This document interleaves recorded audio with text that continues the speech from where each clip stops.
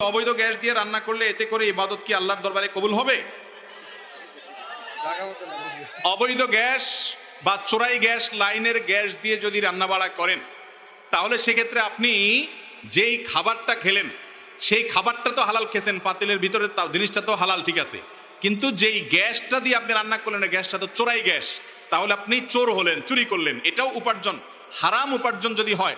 হারাম শুধু ভক্ষণ না, ভক্ষণ করলেন হয়তো হালাল কিন্তু কাপড়টা আপনার শরীরে হারাম, গ্যাসটা আপনি যেটা ব্যবহার করতেছেন সেটা হারাম, বা আপনার অন্য কোনো কিছু হারাম, যে বাড়িটা তৈরি করেছেন যেটাতে থাকেন সেটা হারাম, তাহলে আপনি হারামখোর। হারামখোর মানে এই না শুধু যে শুধু আপনি যেটা খাচ্ছেন সেটাই শুধু খেলে হারাম হলে হারাম, এটা ছাড়াও আপনার এই আসবাবপত্র অন্যান্য কোনো হারাম যদি আপনি উপার্জন করেন সেটাও হারাম, ওইগুলোর কারণে মানুষ হারামখোর হয়।